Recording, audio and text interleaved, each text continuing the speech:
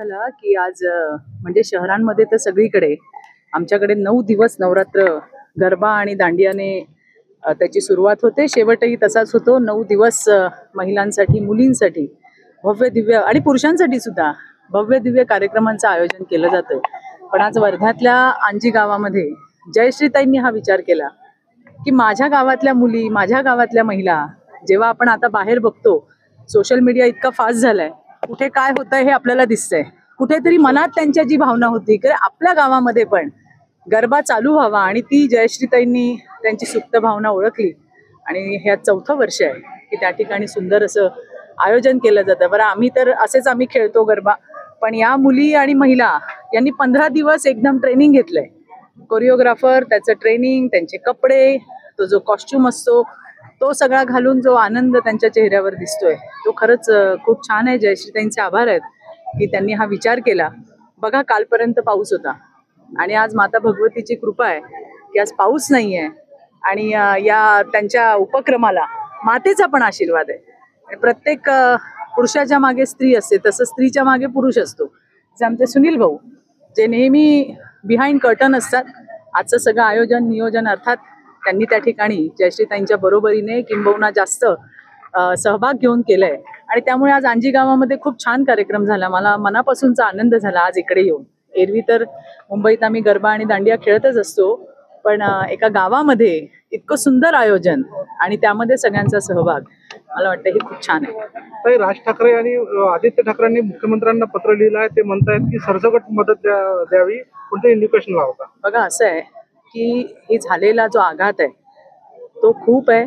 लोकांची घरदारं, शेती वाहून गेली आहे.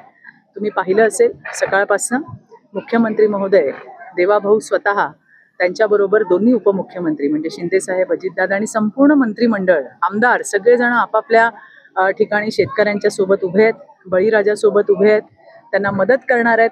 आज मुख्यमंत्र्यांनी घोषणा पण केलेली आहे की जितकं नुकसान आहे ती नुकसान भरपाई सरकारकडनं त्वरित केली जाईल आणि त्याच्यामुळे सरकारचं काम करतंय. आम्ही फक्त घोषणा आणि भाषणामध्ये नाही तर शेतकऱ्यांच्या सोबत उभे आहोत. त्यांच्या सुखात दुःखात आम्ही त्यांच्यासोबत आहोत. आणि आज मला वाटतं, मी दिवसभर प्रवासामध्ये होते पण मी एक मुख्यमंत्री महोदयांची स्टेटमेंट ऐकली की सगळ्यांना त्या ठिकाणी नुकसान भरपाई ही तात्काळ देण्यात येईल. एकनाथ शिंदेंनी जे किट वाटप केलं आहे त्या मदतीचं किटचं वाटप केलं आहे त्यावर फोटो असल्याने संजय राऊत यांनी टीका केली आहे. बघा, संजय राऊत काय बोलतात त्याच्याकडे फार लक्ष देण्यात अर्थ नाही असं मला वाटतं.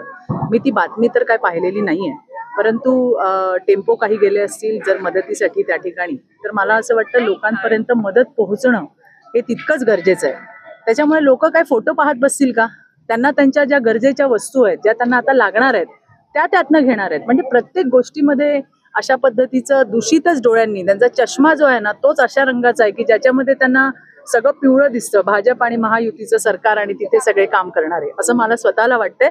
आता ही वेळ जी आहे ती लोकांना मदत करण्याची आहे. सरकार पोहोचलंय लोकांच्या बांध्यावरती, सरकार पोहोचलंय लोकांच्या शेतामध्ये. मला आठवतं जेव्हा तत्कालीन मुख्यमंत्री उद्धव ठाकरे होते त्यावेळेला ते म्हणाले होते की प्रत्येक शेतकऱ्याच्या बांधावर जाऊन त्याला 50,000 रुपये देणार. बरोबर ना सुनील भाऊ? तर ते होते पण 2.5 वर्ष आणि त्यांनी कधी गेले बांधावर मला तर काय दिसले नाही. ते जाऊ देत, तो विषय आजचा नाही आहे. हे संजय राऊत जे महान ज्ञानी आहेत, सर्वज्ञानी आहेत, हे राजकारण करतात म्हणून आम्हाला अशा गोष्टी बोलाव्या लागतात. एवढंच नाही, आधीच्या सरकारांमध्ये तर मोठमोठ्या नेत्यांनी स्टेटमेंट केलंय की शेतकऱ्यांनी आता मदत मागायची सवय सोडायला हवी. असे पेपर्स मधल्या बातम्या पण आहेत, त्यातही आम्हाला पडायचं नाही. पण मला एवढंच म्हणायचंय, देवाभाऊ आणि त्यांचं संपूर्ण मंत्रिमंडळ, संपूर्ण महायुतीचं सरकार आज शेतकऱ्यांच्या बांधावर आहेत, त्यांचं अश्रू पुसायचं काम करतात. माता भगवतीकडे ही प्रार्थना आहे की आमच्या बळीराजाचं या दुःखातून सावरण्याचं त्याला बळ देव. सरकार तर त्यांच्यासोबत आहेच.